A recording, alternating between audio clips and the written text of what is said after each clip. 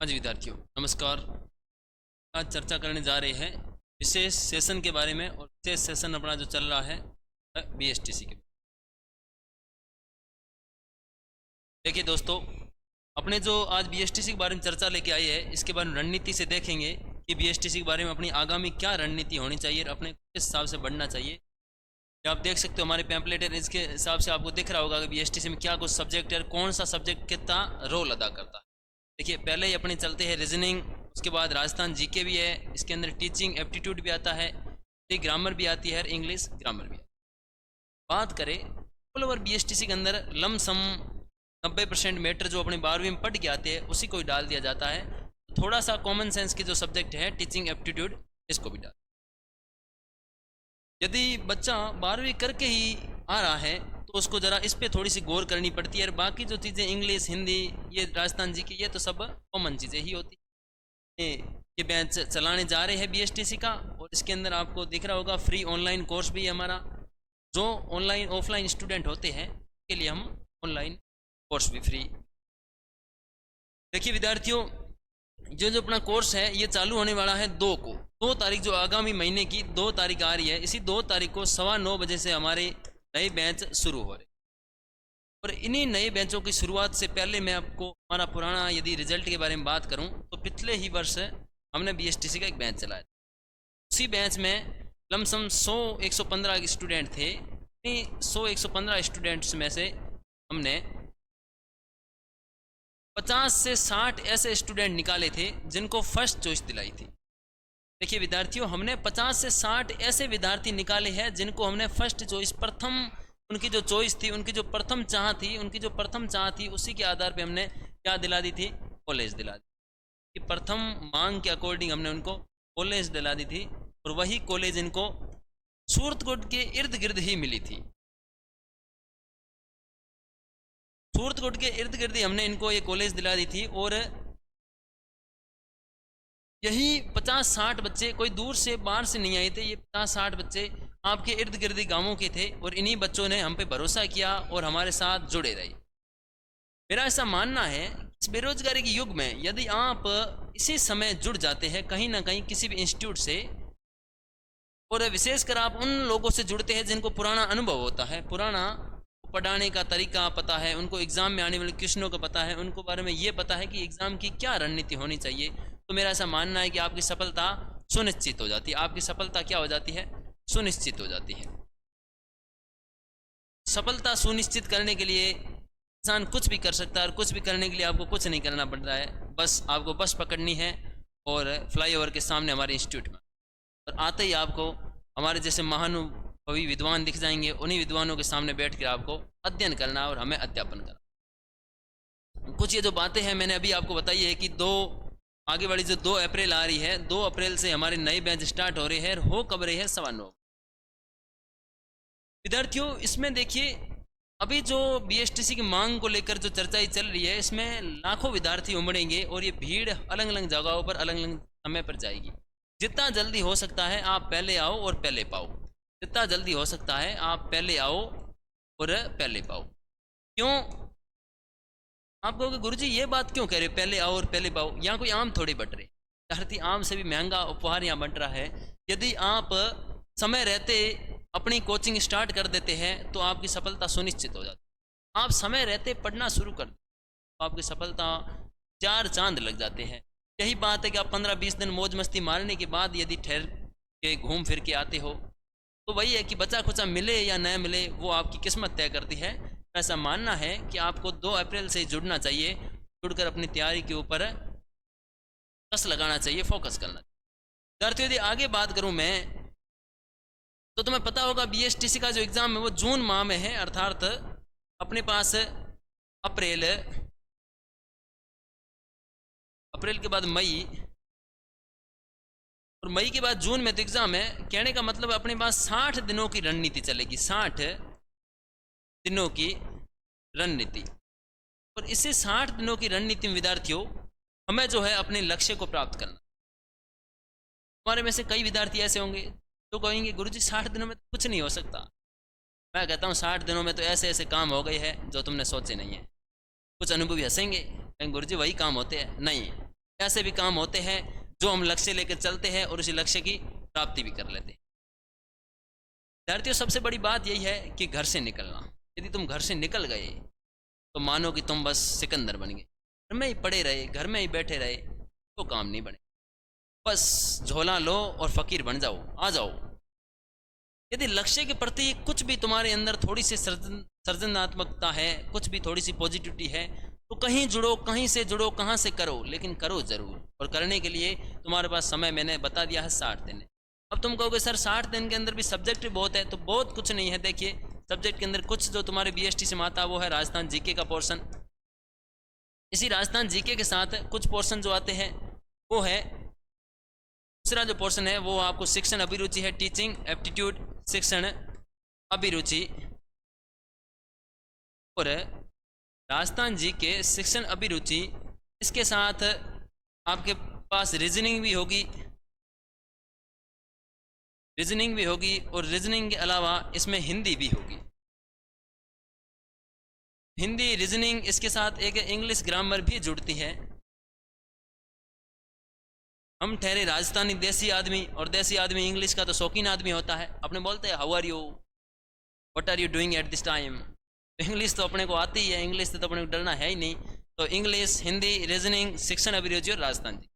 Basically जो आपके merit बनाने वाला सब्जेक्ट है वो है राजस्थान जी की। और जीके में भी मुख्यतः कौन सा, एक तो अपना इतिहास और एक अपनी कला संस्कृति। और कला संस्कृति को यदि इंग्लिश में बात करूं तो कल्चर। ये है अपने बेसिक सब्जेक्ट। इन पे डिमांड ज़्यादा करनी है, इन पे कमांड ज़्यादा बनानी है। क्यों? क्योंकि पिछले एग्जाम आप देखोगे तो इनमें ही प्रश्न पूछे जाते हैं। कई बार एग्जामिनर पूछ लेता है कुंवारा किला कौन सा है, कई बार पूछ लेता है ऐसा किला कौन सा है जहाँ पर आक्रमण ज़्यादा हुए, कई बार कम हुए, बाहरी आक्रमणों को झेलने वाला, आंतरिक आक्रमणों को झेलने वाला। कुछ ऐसी बातें हैं जो अपने को पढ़नी है। आगे विद्यार्थियों बात करूं तो पुनः मैंने कभी कहा है कि 2 अप्रैल को हमारे बैच शुरू हो रहे हैं, बीएसटीसी के है। इसके बारे में एक बार आप पुनः देखें। ये जो न्यू बैच स्टार्ट हो रहे हैं इनका आप संपर्क हमसे कहाँ कर सकते हो, तो ये देखिए यहाँ पर आपको दिख रहे होंगे हमारे नंबर है 967241, और कुछ आगे नंबर दिख रहे होंगे आपको, ये देखिए, ये अभी आपको स्पष्ट दिखाई दे रहे होंगे। ये जो हमारे नंबर है वो आपको स्पष्ट दिखाई दे रहे होंगे, और इन नंबरों पे आप हमसे संपर्क कर सकते हैं। ये जो नंबर आपके साथ में पड़े हैं 9672418453, आप इस नंबरों से कॉल करके हमसे संपर्क कर सकते हो, व्हाट्सअप कर सकते हो, टेलीग्राम कर सकते हो। एक और नंबर भी दिख रहे हैं आपको स्क्रीन पर, दिख रहे होंगे स्लाइड पर। तो आप विभिन्न माध्यमों से हमसे जुड़ सकते हो। और आप हमारे YouTube channel GK by Ajay sir पर, आप हमारे यूट्यूब चैनल पर भी जाकर वहाँ से कुछ डेमो क्लास भी ले सकते हो। यदि आपको लग रहा है कि हमें डेमो क्लास लेनी चाहिए, गुरुजियों को मिलने से पहले हमें उनको ऑनलाइन परख लेना चाहिए, तो आप हमारे जीके बाई अजय सर जो यूट्यूब चैनल है उस यूट्यूब चैनल पे आपको जाना चाहिए। कौन सा, देखिए जीके बाई अजय सर, मैं आपको बता देता हूँ, जीके बाई अजय सर, ये हमारा यूट्यूब चैनल है।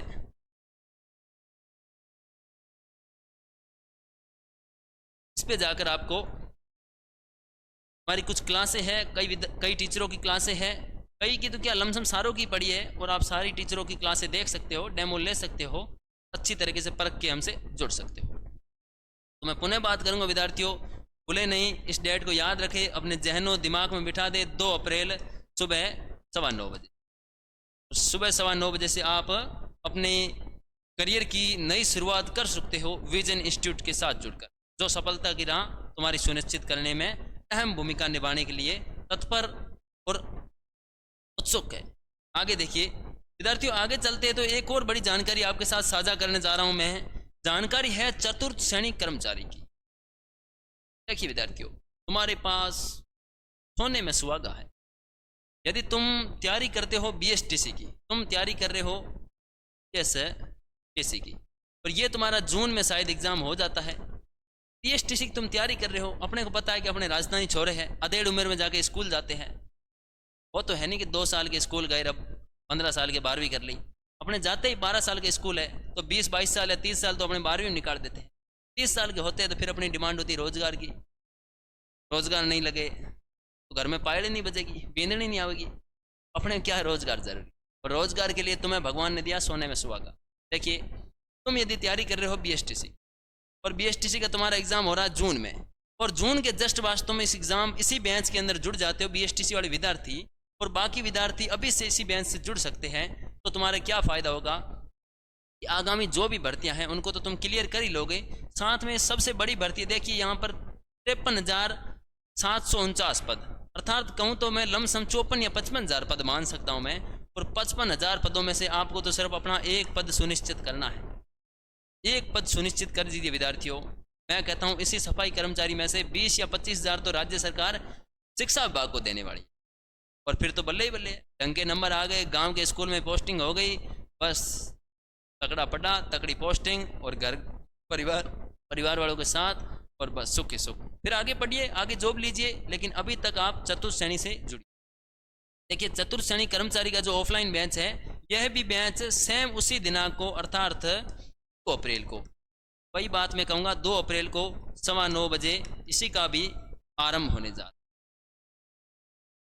वही की वही बातें विद्यार्थियों में दोहराऊं तो मैं कहूँगा कि यह बैच सैम विजन इंस्टीट्यूट से ही प्रारंभ हो रहा है, ऑफलाइन मोड में हो रहा है, और विभिन्न विषय के विशेषज्ञ टीचर आपको पढ़ाए जाएंगे, टीचरों द्वारा आपको अध्यापन करवाया जाएगा। ये देखिए, हमारे जो ऑफलाइन से आप ऑनलाइन जो हमारा सिस्टम है, जैसे व्हाट्सअप है, इंस्टाग्राम है, जो तुम्हारी जो बच्चों की सबसे ज़्यादा पसंद है, अभी कुछ हंसेंगे, हाँ अब ताबे आई बात, इंस्टाग्राम पे फॉलो टेप, वही ताबे आने वाली बात, तुम्हारा जो इंस्टाग्राम है, ये टेलीग्राम भी कभी कभी तुम खोलते होंगे, और व्हाट्सअप तो तुम्हारा जीव की जड़ी है। इन सब चीज़ों पर भी तुम जाके हमसे जानकारी ले सकते हो, हमको पूछ सकते हो कि सर क्या क्या सिस्टम है, कैसा है,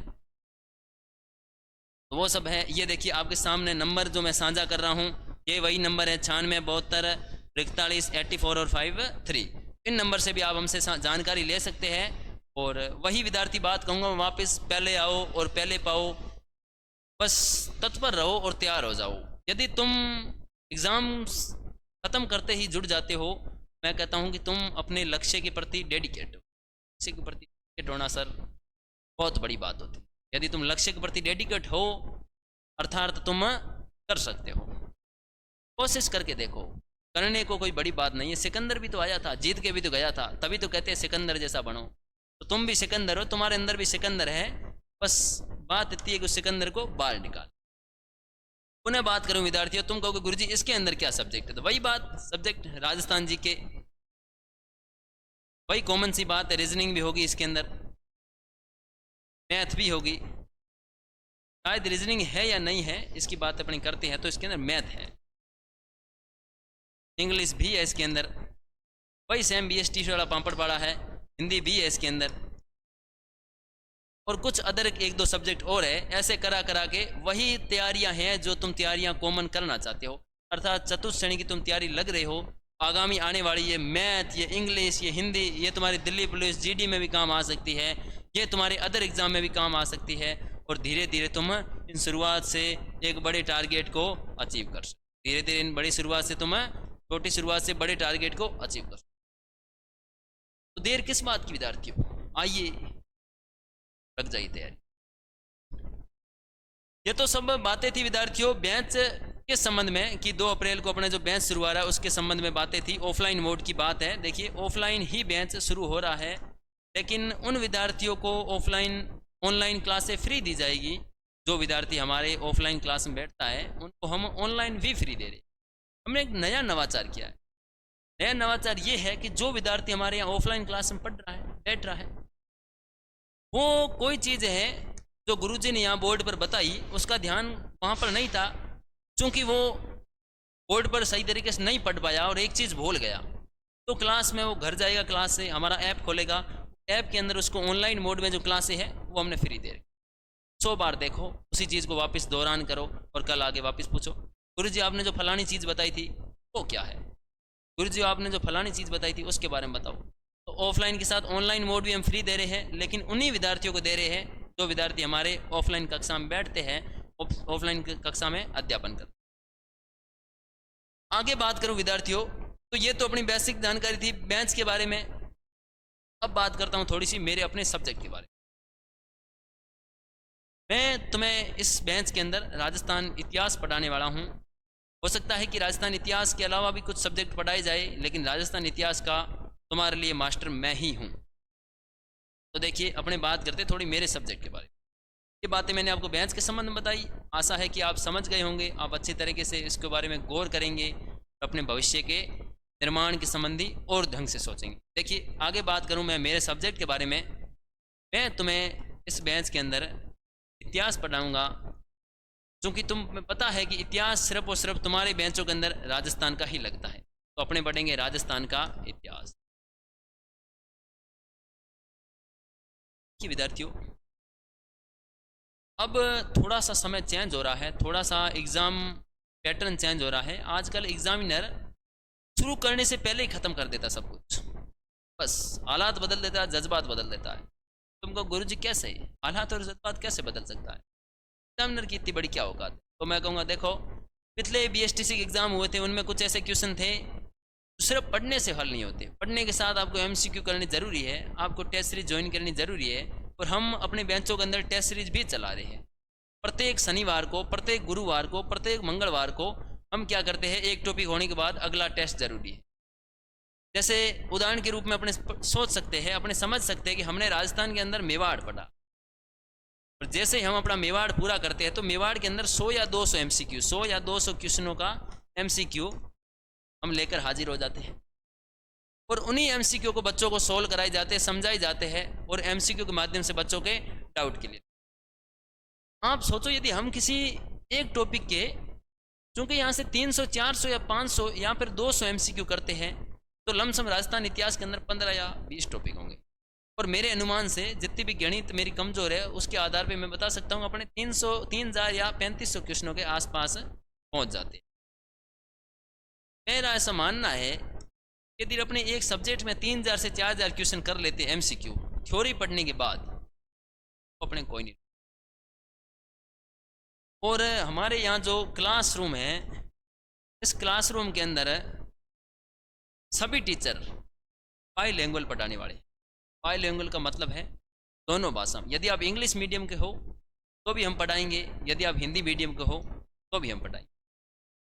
बस हमें तो वही बच्चा चाहिए जो पढ़ने वाला हो, बच्चा पढ़ सके, जो आगे बढ़ने की उसमें ललक हो। तो ऐसे कहीं गुरुजी आप पढ़ाओ, मैं बस सुनाने को तैयार हूँ, आप जितना लिखा सकते हो लिखाओ, सही सुनाऊंगा, यही ललक चाहिए।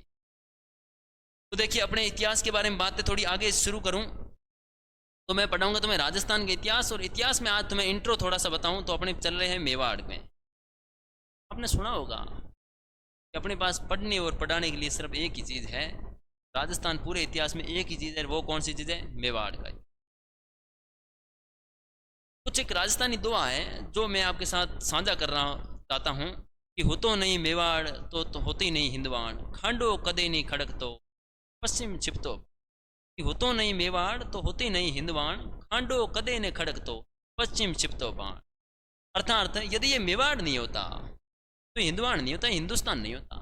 अब देखिए मेवाड़ की तुलना उस संपूर्ण हिंदुस्तान के साथ की जा रही है कि हो तो नहीं मेवाड़ तो होती नहीं हिंदवाड़, खांडो कदे नहीं खड़क तो, खांडो मतलब तलवार, तलवार कभी भी नहीं खड़कती, और पश्चिम छिपतो बाण, ये जो भारत है ये पश्चिम सूर्य की ओटो में कहीं खो के रह जाता। तो सर इतना बड़ा कितना मेवाड़ हो गया। तो मैं कहूँगा स्टाब्रो, मेवाड़ अपने आप में इतना बड़ा क्षेत्र है, मेवाड़ अपने आप में इतनी बड़ी वीर गाथा ही रखता है। तुम जब महाराणा प्रताप को पढ़ो, तुम जब राणा सांगा को पढ़ो, तुम जब राणा कुंभा को पढ़ोगे, एक बार तो मैं कहता हूँ तुम्हें क्लासरूम के अंदर ऐसे लगेगा कि यार गुरुजी तलवार गिफ्ट करो और मैं जा रहा हूँ इन दुश्मनों को उड़ाने, दुश्मनों को मारने, सबके भोगने काट काट के एक एक करके छोड़ दूंगा। तो वो हमारा मेवाड़ है। एक प्रसिद्ध गायक कलाकार अपने राजस्थान के, मेरे भी फेवरेट रहे हैं, जिनका नाम है प्रकाश माली। आप सबको उनका एक गाना भी सुनना चाहिए कि मायड़ थारो पूत है एक लिंग दीवान। इस गाने से आप कुछ हद तक सीमा लगा सकते हो कि मेवाड़ कितना शक्तिशाली रहा हो, मेवाड़ कितना गौरवशाली रहा होगा। आपने कल ही स्टेटस लगाए होंगे, अपने फ़ोन में अपडेट किए होंगे, राजस्थान दिवस की शुभकामनाएं, राजस्थान दिवस की शुभकामनाएं। लेकिन तुमने कभी यह सोचा है कि राजस्थान दिवस हम मना रहे हैं, इस दिवस के ऊपर यहाँ तक पहुँचने के लिए जिन लोगों ने अपना बलिदान दिया, जिन लोगों ने यहाँ तक उन शत्रुओं के सीने में प्राणों की एक एक बूंदों को, एक एक रक्त की एक एक बूंदों को हटा दिया, वो कौन थे? वो मेवाड़ के वासी थे। और मेवाड़ के अंदर टाबरो गोहिल राजवंश शासन करता है, ये सब जानते होंगे तुम। मेवाड़ के अंदर है गोहिल राजवंश शासन करता है।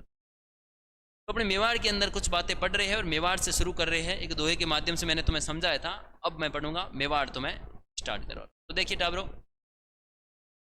राजस्थान के इतिहास में सबसे इंपॉर्टेंट जो राजवंश है वो मेवाड़ है। यदि हम मेवाड़ को पढ़ लेते हैं तो हमारे इधर गुर्जर प्रतिहार, चौहान, चालुक्य और आगे वाला मारवाड़ लमसम क्लियर हो जाता है, क्योंकि सारे राजवंश इस मेवाड़ के इर्द गिर्द घूमते।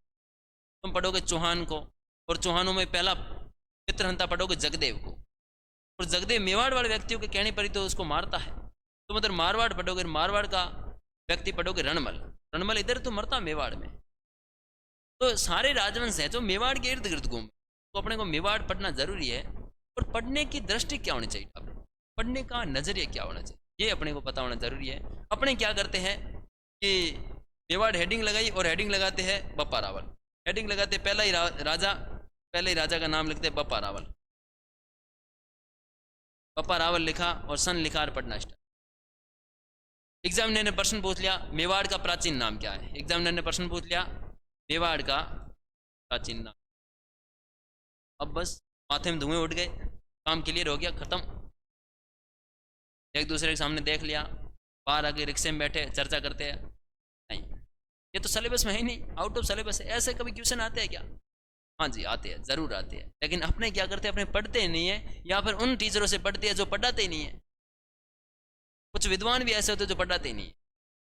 तो अपने क्या करना है, अपने को वही मैटर पढ़ना है जो मैटर सेलेक्ट, उन्हीं टीचरों से पढ़ना जो टीचर उन्हीं एग्जाम के आयोजन के आधार पर पढ़ा रहे हैं, उन्हीं नजरिए के आधार पर पढ़ा रहे हैं। पिछले पेपरों के ऊपर दिन दिन रात रात बैठ बैठ कर मेहनत कर रहे हैं, और उन्हीं से पढ़ेंगे तभी तो अपने सफल हो पाएंगे। तो देखिए मेवाड़ के बारे में चर्चा करते हैं। और किस मेवाड़, देखिए विद्यार्थियों, मैं तुम्हें मेवाड़ की बात करूं तो मैं थोड़ी सी तुम्हें चीज़ समझाऊंगा, क्योंकि तुम जब 12वीं करके आए होंगे तो तुमने इंडियन हिस्ट्री में पढ़ा था कि भारत के अंदर जो बड़े नगर हुआ करते थे उनको महाजनपद कहते थे। भारत के अंदर जो बड़े नगर हुआ करते थे उनको महाजनपद कहते थे। भारत के अंदर बड़े नगर क्या कहलाते थे? महाजनपद। होंगे जी गुरु जी हमने पढ़ा है 16 महाजनपद है, फलाना फलाना महाजनपद है, ये नाम है, ये उसकी राजधानी है, आगे बताओ। तो मैं कहूँगा भारत के अंदर बड़े नगर तो महाजनपद कहलाते थे, इन्हीं बड़े नगरों का एक छोटा रूप था वो कहलाते थे जनपद। अर्थात यदि अपना भारत देश को महाजनपद माने तो अपने राज्य राजस्थान को जनपद मान सकते हैं। भाई भारत महाजनपद है, बड़ा नगर है, तो राजस्थान तो जनपद है भाई। तो वैसे ही बड़े नगर कहलाते थे महाजनपद, उनके छोटे रूप कहलाते थे जनपद। इन्हीं जनपदों में से एक जनपद था जिसका नाम था सिवी जनपद। तुम कहोगे जी गुरु जी हमने नाम सुना है सिवी जनपद। आपने सुना होगा कि जब सिकंदर का आक्रमण होता है तो पंजाब एक के आसपास कुछ जातियां रहती है, वो अपने अस्तित्व की रक्षा के लिए इधर राजस्थान में आ जाती है और यह मेवाड़ के आसपास बस जाती है। उन्हीं में से एक जाति थी सिवी, और वही सिवी बस गई वहां पर, इसलिए उस जनपद का नाम भी क्या हो गया। अब देखिए इसी सिवी जनपद में बहुत बड़ी संख्या में जनसंख्या रहती थी। यदि किसी क्षेत्र में बड़ी संख्या में जनसंख्या रहेगी तो उस क्षेत्र की एक धानी होनी चाहिए, और धानी कौन सी? राजधानी। अर्थात इसी सिवी जनपद की जो राजधानी थी उसका नाम था माध्यमिका, उसका नाम है माध्यमिका। मैं पुनः चर्चा करूंगा, मैं कहूंगा भारत के अंदर जो बड़े नगर हुआ करते थे, बड़े जो महानगर हुआ करते थे उनको महाजनपद अपने पुकारेंगे, और इन्हीं महाजनपदों का छोटा रूप है जनपद। और इन्हीं जनपदों में से एक जनपद हुआ सिवी जनपद। इसी सिवी जनपद में राजधानी है, उस राजधानी का नाम क्या? माध्यमिका। तुम कहोगे गुरुजी इसी सिवी जनपद के अंदर कोई तो जनसंख्या रहती होगी। मैं कहूँगा बिल्कुल, इसी सिवी जनपद के अंदर कुछ जातियां विशेष रहती थी, उन्हीं जातियों के नाम पे मेवाड़ का नाम परिवर्तन हो जाए।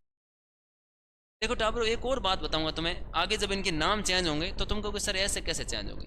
तो देखिए तुम सुनोगे कि आज से 10 साल पहले या 15 साल पहले तुम अपने गाँव में देखोगे कोई व्यक्ति मंगलवार को जन्मता है तो उसके घर वाले नाम रखते थे मंगलाराम, बुधवार को जन्म रहा तो बुधराम, जैसे कोई लड़की शनिवार को जन्मी तो सनुड़ी।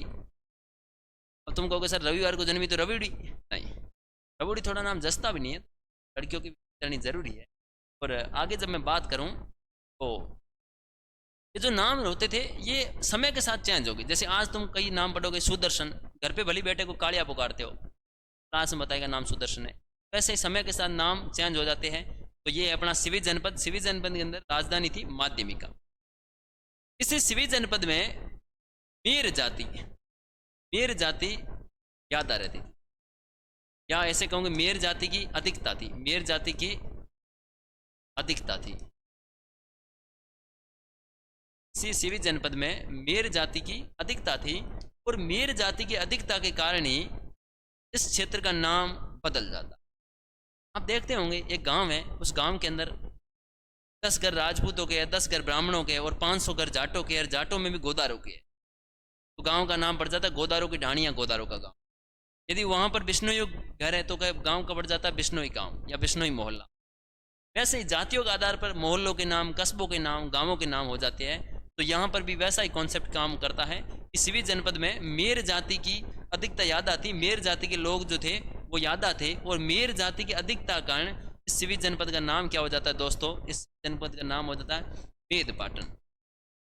मेदपाट, या दूसरा नाम पड़ जाता है मेदपाटन। क्या पड़ जाता है? मेदपाटन।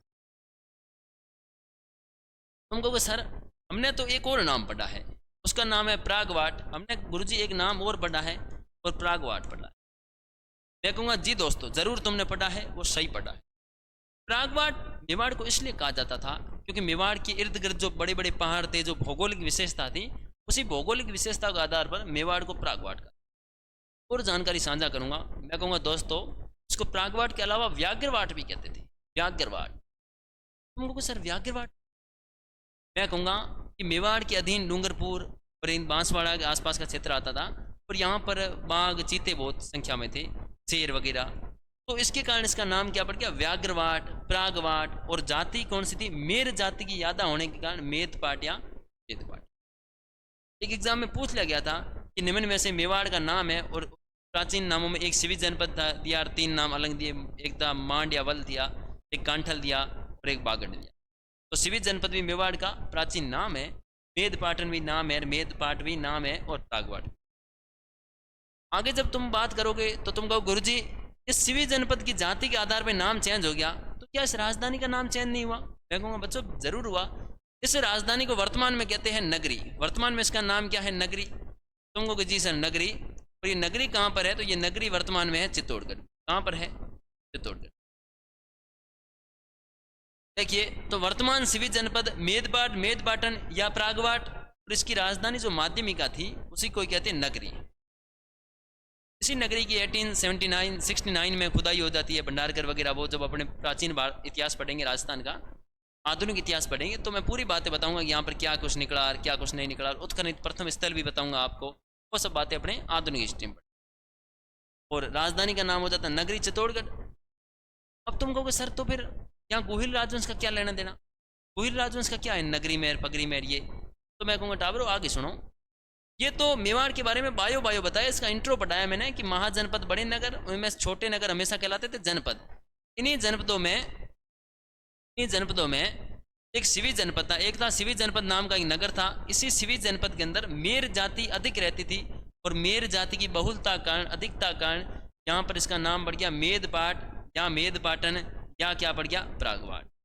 की राजधानी थी मध्यमिका, और ये मध्यमिका वर्तमान में क्या कहलाती? नगरी। और नगरी कहाँ है? चित्तौड़।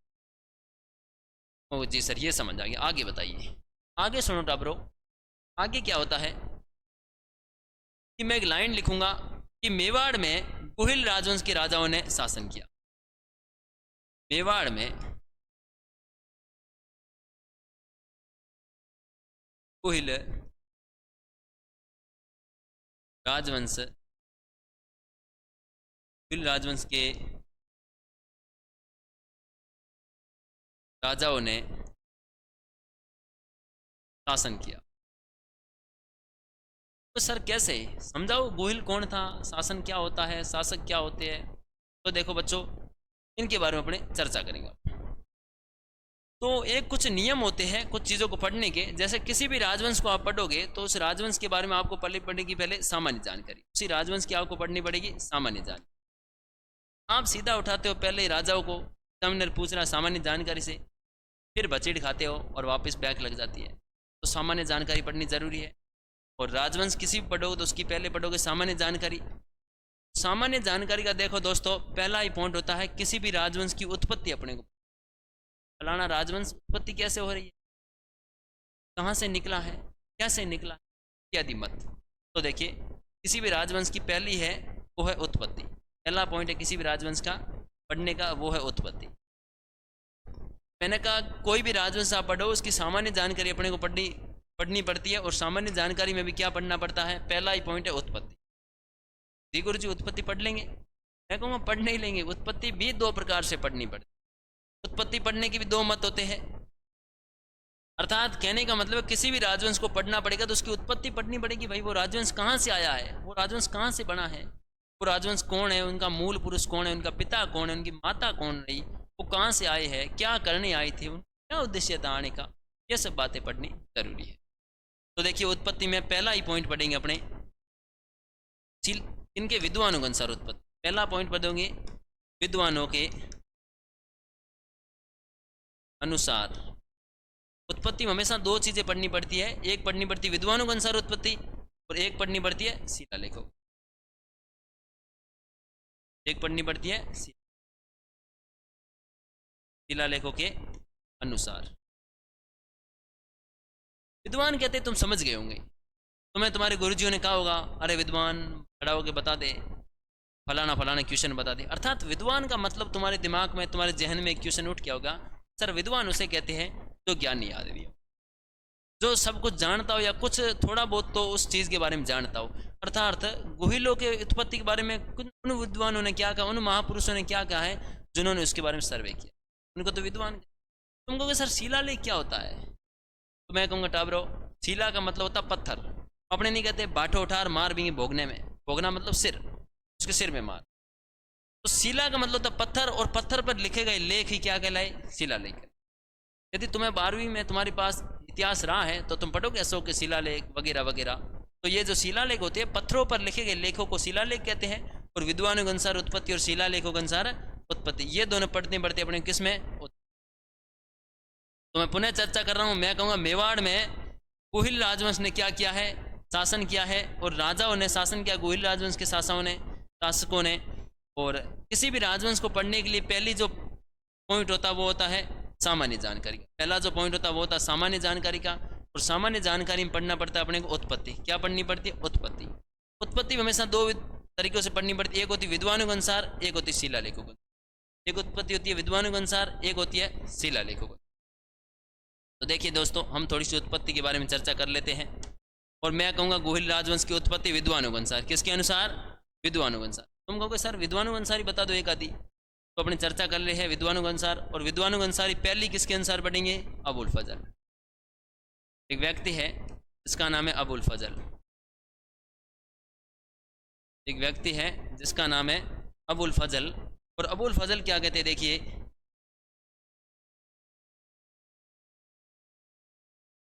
एक व्यक्ति है अबुल फजल, और अबुल फजल क्या कहते हैं, देखिए अबुल फजल कहते हैं, फजल साहब से जब पूछा गया कि बताइए फजल साहब गोहिल वंश की उत्पत्ति कैसे हुई, फजल साहब कहते हैं एक देश है, एक जगह है जिसका नाम है ईरान, और ईरान के एक राजा है जिसका नाम है नौशेरवां खां आदिल, नौशेरवां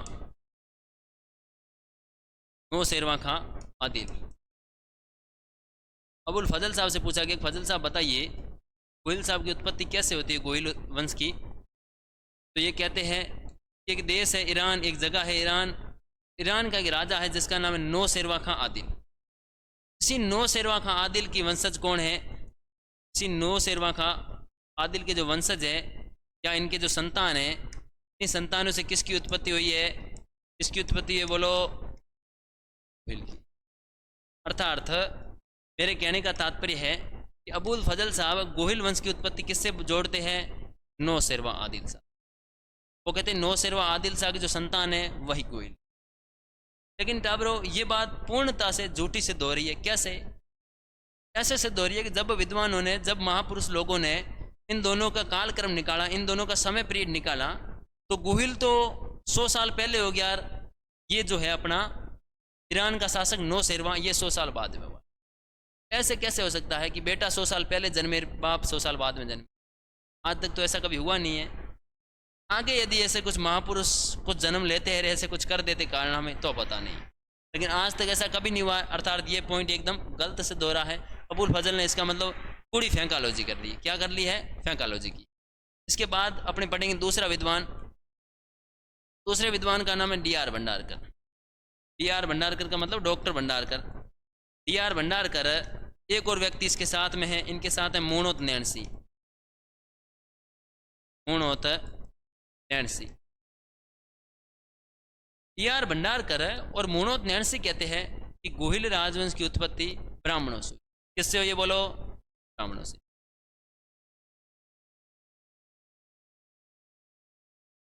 अर्थात ब्राह्मणों से गोहिल राजवंश की उत्पत्ति बताने वाले कौन है?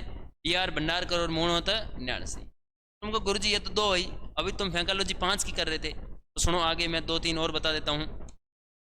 आगे क्या होता है, एक व्यक्ति होते हैं जिसका नाम है जी.एच. ओझा, गौरी शंकर हीराचंद्र ओझा। इनसे पूछा गया कि बता भाई ओझा तूने क्या खोजा? ओझा ने कहा खोजा तो मैंने बहुत कुछ है, लेकिन तुम्हें बताऊंगा इतना ही जितना मेरा मन करेगा। अर्थात जी.एच. ओझा कहते हैं कि भाई मैं तो बाकी पड़पंजे नहीं जानता हूँ, मैं तो इतना ही जानता हूँ कि ये जो गोहिल राजवंश के हैं ये सूर्यवंशी है। ये जो गोहिल राजवंशी है ये सूर्यवंशी है। अर्थात गोहिल राजवंश की उत्पत्ति किससे हुई है? सूर्यवंशी से हुई है। भगवान सूर्य से मानते। कौन मानते? जी.एच. ओझा मानते। तुमको गुरुजी और मैं कहूँगा देखिए बच्चों, एक विद्वान है जिसका नाम है colonel James Tod. Colonel James Tod क्या कहता है? कर्नल जेम्स टोड, इसके साथ एक और विद्वान है जिसका नाम है स्मिथ। कर्नल जेम्स टोड और स्मिथ, देखिए विद्वानों, देखिए दोस्तों, जो कर्नल जेम्स टोड और स्मिथ है ये आपको नाम दिख रहे होंगे, ये कतई अपने राजस्थान या देसी नाम नहीं है। अपने नाम रखते हैं बाबूलाल, सोहनलाल, भूरालाल, ऐसे नाम नहीं है ये। इनका नाम देखिए कर्नल जेम्स टोड स्मिथ, विदेशी नाम है। नाम भी विदेशी है तो उत्पत्ति भी किससे बताएंगे? विदेशियों से। तो इन्होंने उत्पत्ति किससे बताई है? विदेशियों से। प्रश्न पूछा गया था एक बार पीटेट में। पीटेट जो होती है बीएड से पहले होती है। बीएड करने से पहले आपको एक एग्जाम देना पड़ता है जिसको कहते हैं पीटेट या पीटीईटी। और उसी पीटेट में प्रश्न पूछा था कि गोहिल राजवंश की उत्पत्ति विदेशियों से बताने वाले कौन है? तो गोहिल राजवंश की उत्पत्ति विदेशियों से बताने वाले कर्नल जेम्स टोड है। और इनका एक जिगरा या बेस्ट फ्रेंड था जिसका नाम था स्मिथ। स्मिथ कहता भाई मैं तो मेरे दोस्त के साथ हूँ, बाकी जितने दोस्त है गद्दार निकल सकते हैं लेकिन अपना दोस्त अपने लिए ही रहा है। तो स्मिथ कहता है कर्नल जेम्स टोड ने जो कहा है मैं उसका समर्थन करता। क्या करता हूँ? समर्थन। अर्थात स्मिथ और कर्नल जेम्स टोड ने कहा है गोहिल राजवंश की उत्पत्ति किससे हुई है? तुमको गुरुजी फिर वो गुजरात वाला पॉइंट वो क्या मैटर है? तो मैं कहूँगा देखो टाबरो, अब क्या होता है, कर्नल जेम्स टोड क्या था? दोगला आदमी था। दोगला मतलब दो मुंह वाला। तो कई बार अपने दोस्त नहीं होते, अपने पास तो कहते हैं फलाना तेरे बारे में ऐसे बोल रहा था, अपने उससे जाके पूछते हैं तो वापस उसको फ़ोन करके कहता है यार ऐसा कोई मैटर नहीं है, वो तो मैं मजाक कर रहा था। अर्थात जगह बदलते रहते हैं। कई ऐसे लोग होते हैं तो किस जगह पे क्या बोलना है, किस जगह पे क्या बोलना है वो पहले सेट करके बैठे होते हैं, अपने सामने कुछ और बोलते हैं फलाने के सामने। वैसे ही कर्नल जेम्स टोड था, इसने पहले तो फैंकालॉजी कर दी कि गोहिल कौन है? विदेशी। फिर ये बेचारा घूमता फिरता था, तो इसीलिए तो इसको कहते घोड़े वाला बाबा। तो ये घूमता रहता था, तो इसने गुजरात गया। ये कहाँ पर गया? गुजरात। और जब ये गुजरात पहुंचता है, गुजरात के अंदर आपने देखा होगा कि जो बणिये लोग होते हैं, जैन लोग जो होते हैं वो पैसे वाले होते हैं, और बणिये लोग पैसे वाले होते हैं। अर्थात इन्होंने कुछ लेख लिखा रखे थे, कुछ किताबें लिखा रखी थी, किताबों के अंदर कुछ जानकारियाँ थी, उसके अंदर जानकारियाँ पढ़ ली कर्नल जेम्स टोड। अब क्या होता है, कर्नल जेम्स टोड दोबारा कहेगा, एक तो आता है colonel James Tod. Colonel James Tod के साथ इस बार क्या होगा? जैन ग्रंथ। कौन से ग्रंथ बोलो? जैन ग्रंथ। कर्नल जेम्स टोड और जैन ग्रंथों के अनुसार गोहिल राजवंश की उत्पत्ति के बारे में पढ़ेंगे, और यही उत्पत्ति सबसे प्रमाणिक, सबसे विश्वसनीय और सबसे ऑथेंटिक मानी जाती है। तो देखिए दोस्तों, कर्नल जेम्स टोड और जैन ग्रंथ क्या कहते हैं? ये कहते हैं गुजरात में एक जगह है, कौन सी जगह है? वल्लभी। कौन सी जगह है? वल्लभी। और वल्लभी कहाँ पर पड़ती है? जीजे। जीजे का मतलब क्या? गुजरात। कर्नल जेम्स टोड और जैन ग्रंथ कहते हैं गुजरात के अंदर एक जगह पड़ती है वल्लभी, और वल्लभी का एक राजा था जिसका नाम क्या था? शीलादित्य। वल्लभी का एक राजा था जिसका नाम था शीलादित्य। तो शीलादित्य एक रानी से विवाह करता है, उस रानी का नाम क्या है? शीलादित्य रानी। और रानी का नाम है पुष्पावती। रानी का नाम है पुष्पावती। तो गुजरात के वल्लभी से एक राजा होता है जिसका नाम है शीलादित्य, रानी का नाम होता है पुष्पावती। इन दोनों ही से एक संतान की उत्पत्ति होती है और संतान का नाम है गोहिल। इन दोनों की एक संतान होती है, संतान का नाम क्या है? गोहिल। संतान का नाम है गोहिल। चूंकि इस व्यक्ति, इस गोहिल की जन्म जो हुआ था वो गुफा में हुआ था, इसीलिए इसका नाम गुहादित्य भी बोला जाता है, इसको गोहिल भी कहा जाता है, गोहिलादित्य भी कहा जाता है। और यही गोहिल क्या करेगा आगे चलकर 566 ईसा पूर्व में, आगे चलकर 566 ईस्वी में, आगे चलकर 566 ईस्वी में गोहिल राजवंश की स्थापना कर देगा। देखिए दोस्तों, आगे चल के क्या होता है, यही गोहिल है 566 ईस्वी में गोहिल वंश की नींव रख देता है, नींव रख देता। अब देखिए तुम्हारे क्या दिक्कत होती है, एग्जामिनर फिर प्रश्न पूछता है, एग्जामिनर फिर प्रश्न पूछता है कि बताइए गोहिल वंश का जनक, गोहिल वंश का आदि पुरुष या गोहिल वंश का संस्थापक, गोहिल वंश का संस्थापक कौन है? एग्जामिनर शब्द उपयोग में लेता है गोहिल वंश का या तो जनक या गोहिल वंश का आदि पुरुष या गोहिल वंश का संस्थापक। अब तुम वापस जनक में भूल जाते हो, याद रखना गोहिल वंश का जो संस्थापक है वही जनक है और वही आदि पुरुष है, और तीनों एक ही व्यक्ति है। क्या व्यक्ति है? उसका नाम क्या है? गोहिलादित्य, या फिर दूसरा नाम क्या है? गुहादित्य। क्या नाम है? गोहिलादित्य या गुहादित्य। तो तुम कहोगे सर फिर वो कहाँ गया इसका पिता, जो आपने अभी पीछे बताया था वो कहाँ गया? तो देखिए ये जो होता है शीलादित्य, ये जो है शीलादित्य, कहते हैं कि जब गोहिल का जन्म नहीं हुआ था उससे पहले ही शीलादित्य की पत्नी जो पुष्पा होती है वो इधर राजस्थान की तरफ आ जाती है और ये गुजरात में ही राज कर रहा होता है, और पीछे कोई डाकू आते हैं इस पे ऊपर अटैक करते हैं और डाकू इसका बचीड़ बोला के चला जाते हैं, अर्थात इसको डाकू मार के चले। अब डाकू जब चले गए मार के तो पीछे पुष्पावती को संदेश भेजा कुछ सैनिकों ने, रानी साहब आप वहीं ठहर रहे और पीछे वापस यहाँ मत आए। तो रानी साहब वहीं रहते हैं और कहते हैं कि ये पुष्पावती आसपास की किसी गुफा में रहने लग जाती है, और चूंकि गुफा में जन्म देने के कारण गोहिल का नाम क्या पड़ गया? गुहादित्य या गोहिल। और यही गोहिल आगे चलकर इधर राजस्थान के अपने भाग में ही मैंने अभी बताया कि 566 ईस्वी में क्या कर देता है?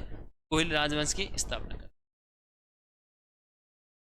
अब अपने उत्पत्ति पढ़ी है सिर्फ विद्वानों के अनुसार, एक और उत्पत्ति पढ़ेंगे। दूसरा फैक्ट जो मैंने बताया था यहाँ पर ध्यान रखें, ये पढ़ा आपके सामने। मैंने कहा था कि उत्पत्ति हमेशा दो आधार पे पढ़ेंगे, तो दो आधार कौन से? ये देखिए मैंने कहा उत्पत्ति पढ़ने के दो आधार है, एक तो विद्वानों के अनुसार, एक कौन से? शिलालेखों के अनुसार। तो अपने अब पढ़ेंगे शिलालेख। देखिए टाबरो, उत्पत्ति 5 प्रकार बताइए मैंने, ये देखिए उत्पत्ति के 5 प्रकार बताइए। मैंने कहा उत्पत्ति 5 प्रकार से। आपको पता है एग्जाम में सिर्फ और सिर्फ 4 ही ऑप्शन आते हैं, यदि आप इन 5 को रट लो तो एग्जामिनर क्या पूछेगा? उत्पत्ति के 5 ही तो फैक्ट है, आप 5 को ही पढ़ लो। एग्जामिनर तो उत्पत्ति से प्रश्न पूछेगा तो 4 में से पूछेगा, तुम्हारा गलत होने का कोई चांस नहीं होता। बस शर्त यही है साथ साथ पढ़ना पड़े, जितना पढ़ाया उसको याद करना पड़े। बस सफलता का एक ही मंत्र है, कोई शॉर्टकट नहीं है। ऐसा कोई व्यक्ति नहीं है जो शॉर्टकट रूप से सफल हो गया हो, नहीं है। फुल पढ़ना पड़ेगा, मेहनत करनी पड़ेगी, और जिसने मेहनत कर ली उसको कोई रोक नहीं सकता, उन हवाओं को कोई बुझा नहीं सकता, उन चिरागों को कोई बुझा नहीं सकता, उन हवाओं को कोई रोक नहीं सकता। देखिए दोस्तों, आगे जब मैं बात करूं तो मैं उत्पत्ति के बारे में चलूं तो मैंने अभी कहा था कि उत्पत्ति 2 प्रकार से पढ़ेंगे। पहली उत्पत्ति किसके अनुसार? विद्वानों के। दूसरी उत्पत्ति शिलालेखों की। देखिए दूसरी उत्पत्ति किसके अनुसार है? शिलालेखों के अनुसार।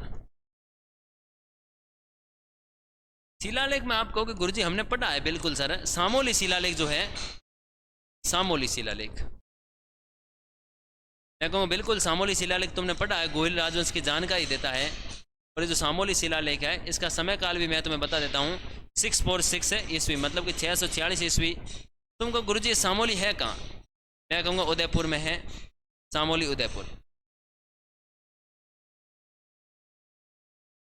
सामोली उदयपुर में है, 646 ईस्वी का अभिलेख है। तुमको जी सर, लेकिन इसके बारे में ये तो बताइए गोहिल राजवंश की क्या जानकारी देता है?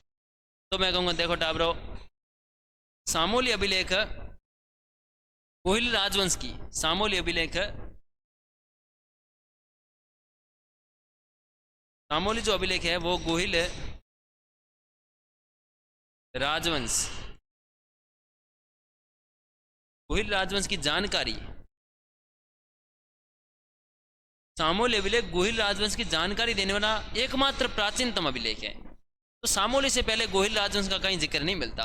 अर्थात सामोली अभिलेख को पढ़ने पर अपने को पता चलता है गोहिल नाम का कोई व्यक्ति रहा होगा जिसने 566 ईस्वी में गोहिल या गोहिल साम्राज्य की या गोहिल राजवंश की स्थापना कर। तो गोहिल राजवंश की जानकारी देने वाला प्राचीनतम अभिलेख, प्राचीनतम अभिलेख।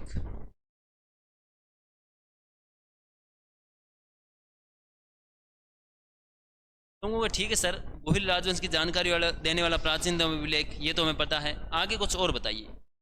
तो मैं कहूँगा कि गोहिल राजवंश की जानकारी देने वाला प्राचीनतम अभिलेख के अलावा गोहिल राजवंश और गोहिल राजवंश का कालक्रम, कालक्रम का मतलब होता है टाबरो टाइम पीरियड, समय पीरियड। टाइम पीरियड अपने नहीं कहते, जैसे अपने क्लास में पढ़ते थे 40 मिनट की क्लास उस फलाने गुरुजी की, 40 मिनट मैथ, फिर 40 मिनट रीजनिंग, फिर 40 मिनट इंग्लिश, फिर 40 मिनट हिंदी और फिर 40 मिनट जीके। तो वैसे अपने पढ़ते हैं तो समय पीरियड, समय काल क्या रहा है, कालक्रम क्या रहा है। तो गोहिल राजवंश का कालक्रम बताने वाला एकमात्र अभिलेख, प्राचीनतम एकमात्र अभिलेख कौन सा है, सामोली अभिलेख। और ये सामोली इंस्क्रिप्शन कहाँ पर है, उदयपुर में 640 ईस्वी। तो देखिए गोहिल राजवंश का कालक्रम निर्धारित करने वाला अभिलेख, निर्धारित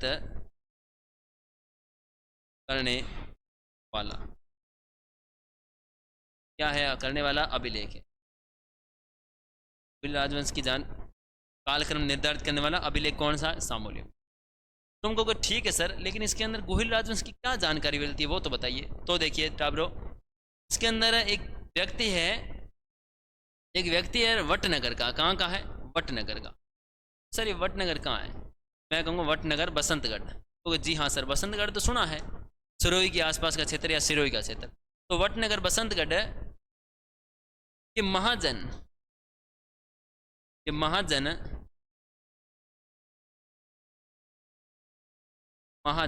और तुमने सुना होगा महाजन अपने किसको कहते हैं, बणियों को कहते हैं। जो बणिया होते हैं, जो बाणिया होते हैं, उनको अपने महाजन समुदाय कहते हैं, महाजन लोग। तो वटनगर बसंतगढ़ के महाजन समुदाय का मतलब बणियों का कोई समुदाय है, महाजन समुदाय के पहंतर जैनतक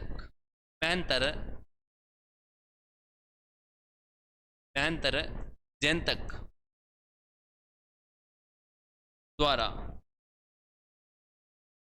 तुमको सर वटनगर बसंतगढ़ के महाजन समुदाय, इतना तो समझ आ गया कि भाई वटनगर जो है वो बसंतगढ़ सिरोही में है, और महाजन बणियों को कहते हैं, तो महाजन कम्युनिटी है या फिर महाजन समुदाय है।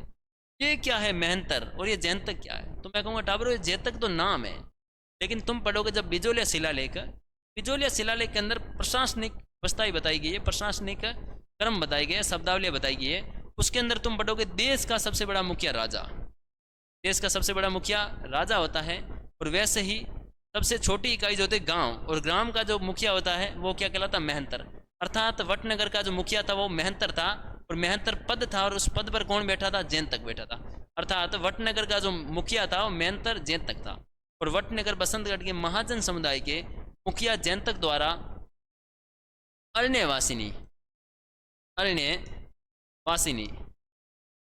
तुमको सर ये अरण्यवासिनी क्या है। तो मैं कहूँगा अरण्यवासिनी को वर्तमान में जावर माता कहते हैं। एक माता है कोई अरण्यवासिनी, या वर्तमान में इसको कहते हैं जावर माता। अरण्यवासिनी माता के मंदिर निर्माण की जानकारी, अरण्यवासिनी माता के मंदिर निर्माण की जानकारी। अर्थात ये जो वटनगर बसंतगढ़ का महाजन समुदाय का जो मेहनतर जैनतक है, ये कहता है कि जब मैं अरण्यवासिनी या जावर माता का मंदिर बनवा रहा था, इस समय गोहिल राजवंश का 5वां राजा शासन कर रहा था। ये कहता है कि भाई 646 ईस्वी में मैं सामोली अभिलेख लिखवाता हूँ और माता जी का मंदिर बनवाता हूँ। इस समय गोहिल राजवंश का कितने क्रम का, 5वें क्रम का। इसका मतलब 4 राजा पहले रह चुके हैं, जो 5वां राजा है वो यहाँ राज कर रहा था, और उसका वो 5वें राजा का नाम बताता है 1, 2, 3, 4 और 5। वो कहता है जो पांचवा राजा है उसका नाम शीलादित्य है। वो कहता है जब मैं यहाँ अभिलेख लिखा रहा हूँ इस समय यहाँ पर समय है 646। मैं जब अभिलेख लिखा रहा हूँ यहाँ पर जब समय है 646 और राजा कौन है? शीलादित्य। पहला राजा का अपने को पता है, पहला राजा कौन है टाबरो? गुहादित्य। फिर क्या होता है, विद्वान क्या करते हैं, खोजबीन करते हैं और उसी खोजबीन के आधार पर 2-3 नाम और निकाल देते हैं। और क्या निकालते हैं? तो महेंद्र, नाग और भोज। देखो प्यारे दोस्तों, यहां पर क्या है, थोड़ा सा कंट्रोवर्सी। कंट्रोवर्सी कैसे है? कंट्रोवर्सी तो भाइयों घर घर में होती है। एक व्यक्ति बात रखता है तो दूसरा उसका विरोध करता है कि नहीं करता है? यह तो फिर इतिहास है, और इतिहास 100 विद्वानों ने लिखा है तो 100 पड़पंजे है। यहाँ क्या होगा, यहाँ मैं तुम्हें एक्स्ट्रा जानकारी बता रहा हूँ, तुम्हारे एग्जाम से थोड़ी सी ऊपर बता रहा हूँ। तुम्हें ऐसे लगे कि टाबर जो जिस टीचर के पास पढ़ने जा रहे हैं वो बड़ा भौमिया है, उससे आगे कुछ नहीं है, वो बस है तो सब कुछ है। इसलिए बता रहा हूँ तुम्हें, ये जो गुहादित्य है इसके बाद महेंद्र, नाग और जो भोज बन रहा है शासक है, इनके बारे में कुछ विद्वान कहते हैं कि भाई पहले भोज रहा है, फिर नाग, फिर महेंद्र। अपने को इनसे कोई लेना देना नहीं है। अपने को पहला पता होना चाहिए गुहादित्य है, और जब सामोली शिलालेख लिखा जा रहा है उस समय कौन है? शीलादित्य। बात यहीं खत्म करते हैं अपने। मैं कहूँगा कि महंतर जयंतक कहता है कि जब मैं अभिलेख लिखा रहा था, जब मैं ये एक मंदिर बनवा रहा था, उस समय गोहिल राजवंश का कितने क्रम का? 5 नंबर क्रम का राजा राज कर रहा था, और वो राजा का नाम है शीलादित्य, और उसका समय काल क्या? 646। तुमको कि फिर सर आपने कैसे बता दिया, आपने ऐसे कैसे बता दिया कि 566 की तो कोई जानकारी नहीं मिलती, आपने कैसे बताया कि 566 में गोहिल राजवंश की स्थापना ये गुहादित्य करता है? मैं कहूँगा देखो टाबरो, बात क्या होती है, जब अपनी गाड़ी फंस जाती है कहीं पर तो अपने कोई बीच का रास्ता निकाल, अपने कहीं पर फंस गई, अपने पहले फेंकालोजी कर दी कि मैंने तो नरेंद्र मोदी से मिला था, घर वालों ने पूछ लिया दिखा फोटो कहाँ है, अब अपने कोई फेंकालोजी लंबी करते, कोई दिमाग से रास्ता निकालते। तो वैसे ही विद्वानों ने यह रास्ता निकाला, और रास्ता क्या निकाला, विद्वानों ने एक चीज़ निकाली। उन्होंने कहा यार देखो, अपने सब ने माथा मार लिया, अपने को इनकी गोहिलों का कोई समय नहीं मिल रहा है। अपने क्या करते हैं, इन 646 का जो ये शिलालेख वाला लोग कह रहा है ना व्यक्ति, इसमें से 20-20 साल कम करते, 20-20 साल माइनस करते हैं। अपने ऐसे मानते हैं कि इससे 20 साल पहले ये राजा रहा होगा, इससे 20 साल ये। तो विद्वानों ने 646 में से 20-20 साल घटाए रखे। उन्होंने कहा जो शीलादित्य 5वां राजा है, इससे पहले जो राजा चौथा होगा उसने 20 साल राज किया होगा, उससे पहले तीसरे ने 20 साल राज किया होगा, उससे पहले ने 20 साल और दूसरे ने 20 साल। तो देखिए 646 में जब 20 घटाते तो इतना तो तुम्हें भी पता है 626 आते, फिर 20 घटाते तो 606 आते हैं। फिर महेंद्र के समय कितने आएंगे, तो 586 586, और 586 में से यदि 20 घटाएंगे तो कितने आ जाएंगे, 566। और रही बात वही कि 566 में गुहादित्य कौन से गोहिल वंश की क्या कर देता है, गोहिल वंश की नींव रख देता है। तो यहीं से देखिए ये मैंने क्या रखा है, मैंने कहा गोहिल राजवंश का कालक्रम बताने वाला एकमात्र अभिलेख। बता रहा ना कालक्रम, कह रहा भाई 646 में 5वां राजा था, और आप पहला निकाल लो, पहला निकाल लिया। तो टाबरो इस तरह से पढ़ना पड़ता है, एक रणनीति होनी जरूरी है। बिना रणनीति के कभी भी किसी चीज को नहीं भेदा जा सकता। आप जब वो लटे खाते हो ना मार्केट में, वो चाउमीन सीर, वो उसको भी रणनीति से खाना पड़ता है, नहीं तो वो लटे इधर उधर बिखर जाती है। वो कभी इधर मैगी वेगी खाते हो ना, वो कभी इधर भग जाएगी, इधर बिखर जाएगी, तो उसके लिए चम्मच से बड़ी लेनी पड़ती है, ऐसे मुंह में फांफालोजी करना पड़ेगा। तो वैसे ही बिना रणनीति के कुछ नहीं हो सकता। बाइक स्टार्ट करनी पड़ती है तो भी रणनीति होती है, पैर को उठाना पड़ता है, उसके ऊपर तो होती है सेल्फ मारनी पड़ती है, यहाँ पर अपने किक मारनी पड़ती है, किक के ऊपर जोर से दबाव देना पड़ता है। अर्थात बिना रणनीति के पेन भी नहीं चल सकता। और आपके पास यदि बेस्ट रणनीति है, आपके पास यदि बेस्ट रणनीति है, यदि बेस्ट प्रोग्राम आपके पास सेट है, यदि रणनीति आपके पास अच्छी है, तो आपको फतेह करने से कोई नहीं रोक सकता विद्यार्थियों। और जितने भी आपको विषय विशेषज्ञ पढ़ा रहे हैं, ये सब के सब किसी न किसी एग्जाम को टारगेट करके उस एग्जाम को क्वालिफाई करके बैठे। अर्थात आप जिनसे पढ़ने वाले हो वो बेहद अनुभव के साथ आपको पढ़ाने वाले हैं। और एक चीज़ हमेशा याद रखना, मैं तो अपने जीवन में हमेशा उस चीज़ के ऊपर काम करता हूँ, आप जिससे भी जुड़े हो, चाहे काले चोर से ही जुड़ो, उस पर विश्वास करके जुड़ जाओ, सब कुछ तन मन धन अर्पण कर दो और लग जाओ पढ़ने। मोदी जी के एक बड़ा फेवरेट वाक्य है कि झोला उठाओ और फकीर बन जाओ। तो तुम्हें बस वही करना है सक्सेस के लिए, बाकी कुछ नहीं करना पड़ता। ऐसा नहीं कि ढंगा शर्ट पहन लिया, ढंगी पैंट बन गई, बस जेंटलमैन बन गए, नहीं है। बस तुमने पढ़ा कितना है, ये मायने ही नहीं रखता कि तुम्हारा थोबड़ा कितना फूट रहा है। मायने ये रखता है कि तुम्हारे अंदर नॉलेज कितना है। नॉलेज बेस्ट है, दुनिया की कोई शक्ति नहीं हरा सकती। और बेस्ट नॉलेज के लिए बेस्ट पढ़ना पड़ेगा, बेस्ट पढ़ने के लिए बेस्ट विशेषज्ञ जरूरी। तो दोस्तों आज के सेशन का यही अंत करते हैं। आशा और उम्मीद है कि आपको समझ आया होगा, आपने मेरी बोलचाल, मेरी भाषा शैली को अच्छी तरह से पकड़ा होगा। आज के लिए इतना ही, धन्यवाद। आपका दिन शुभ रहे और मंगल के साथ ख़त्म करते हैं।